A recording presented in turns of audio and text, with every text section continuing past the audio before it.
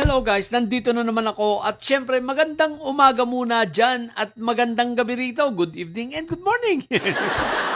Ito guys, pag-usapan natin naku po Rudy, ang mafia ng Davao, ang mafia ng may sayad ng Davao ay talagang halos nalulugso na unti-unti Talagang paubos na sila simula sa inabot na ng karma guys, simula sa tatay nilang si Fentaboy hanggang sa anak nila na itong tatlong may sayad siblings, malamang aabutin pati si Kitty Ichibichi.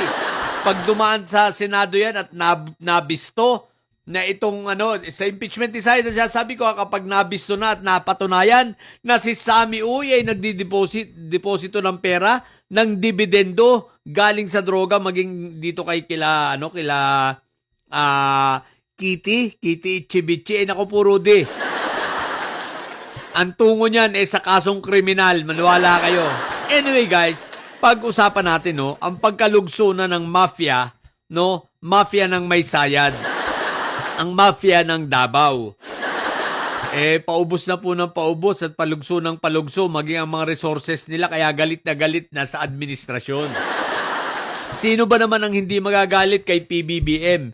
Kung yung negosyo mong mga drugs nalugso na, pati ba naman illegal na sigarilyo, bakit daw ba tinitira pa? Di ba? Tapos nawala na yung Pogo. Tapos yung KTV ni Mike Diferensya, nadali na rin. Di ba? Siyempre damay sila rito kasi may puhunan din yung mga yan, sigurado yan Kumbaga, konektado yan, may sayad. Basta yung mafiyang yan, sama-sama na yan. Yang sila may sayad siblings, yan sila Mike Diferensya. Ako po, magkakakunayb yan sigurado. Magkakasosyo yan, O, di ba? Yung mga pogo nila, nangaubos na rin.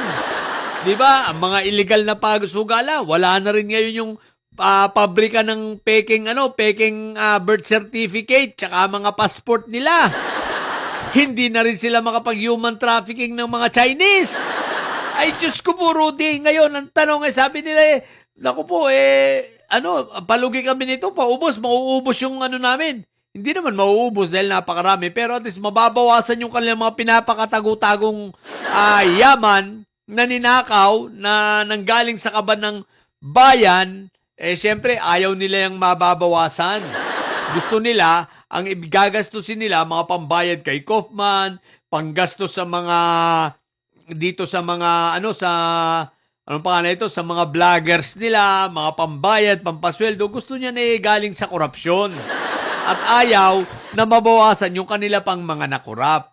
Ngayon, ito ang pinaka-latest, di ba? Alam naman nating lahat na itong PGMN na siyang isa sa mga propagandista, ng mga didilis, propagandista ng mga may sayad ay nadali na. Di ba? Nadali na, pati yung kanilang magiting na extortionist. Nadali na rin, what the heck? So ngayon, talagang ang sakit ng ulo ng mga may sayad siblings, di ba?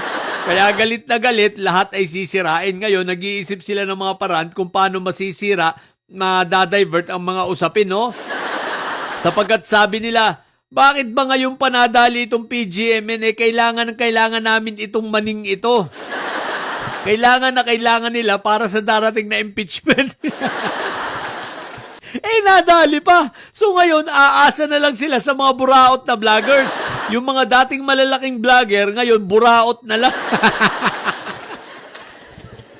Doon na sila aasa. Bakit? Wala nang bilang Wala nang naniniwala Sabi nila sayang yung PGMN pa naman malakas-lakasanan na lang na natitira wala na.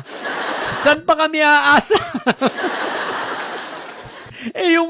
yung mga bayoteros ninyo, sablay na lahat. Wala nang nagpapapaniwala, puro trolls na lang naniniwala doon. Tsaka ilang mga solid na mga didilis na lang, di ba? Pero, eto, wala na, talagang nadali pa. So, malaki ang problema nila dahil yung isa sa pinakamagaling sanang propagandista nila, ngayon, tigil na. Pati yung CJ Hero, nag-deactivate na rin ang accounts of FB. So wala na. lusaw na. Kumbaga, lahat ng mga sindikato nitong mga may sayad siblings na ito ay napag-uubos na. So ngayon, saan kaya ito pupulutin? Oy, may sayad siblings, 2026 pa lang tayo ngayon. Medyo malayo-layo pa ang 2028. At huwag ka na mangarap ng 2028 dahil hindi ka naman makakatakbo na may Inday Sayad. Eh sino ilalaban nyo? Si Baste? Diyos ko puro Isipin mo, ilalaban si Baste, si Barbie Baste.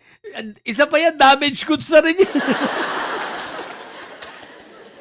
Hindi nga nakatakbo sa Davao ng mayor dahil alam niyan talo siya pag na-national pa.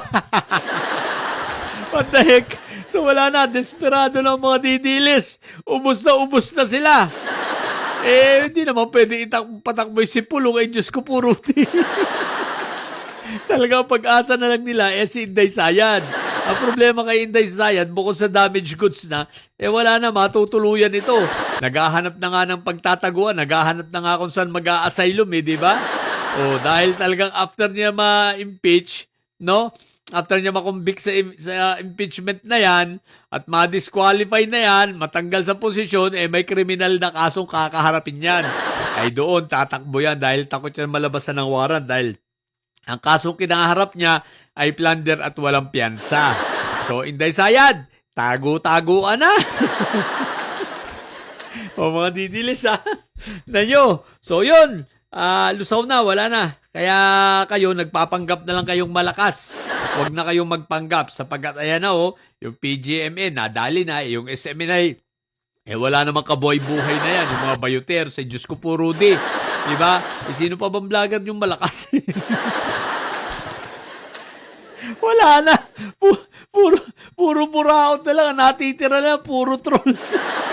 Sino? Si Binibini Baklangari. Oo nga pala. Congratulations kay Tio Moreno. Balita ko. Nawala na naman yung account niya. Tinanggal ni Meta. Huwag ka masyasaktan. Ganun talaga. Kita mo ako. Hindi ako nasaktan. Tapos si Rowena Buangson, 2 accounts rin. Nawala na rin. Pag kinarma nga naman, mga didilis, kinakarma na kayo. Anyari sa inyo? Akala ko ba matibay kayo? Akala ko ba malakas kayo? Bakit parang, di ba, yung mga vlogger ninyo, lahat may kaso. Buti na lang, si Celis nakapiyansa rin. Si Mike Diferensya, umiikot na yung puwet. Bakit? Pag nilabasan to ng warrant, no bail. Ay, yung asawa pala, pero sasampa rin ang kaso si Mike Diferensya So, parehas na, sasampang kaso sa kanya, so no bail din yun. Ako Rudy, kinarma mga inayupak. Pati si Baluga, si Atty. Baluga. Ewan ko sa inyo. Wala talaga kayong mga didilis sa mga vloggers kayo, comedy lahat kayo. Sa mga bubundin, sarap pagtawanan ng mga to. At sarap paglaruan ng putik. Sa mga bubundin dyan, may sayad. Ang tatay nyo ay preso, ang BP nyo ay bobo. Matili kayo mga bobo at may sayad. Sapagkat ang may sayad, laging high blood. Bye!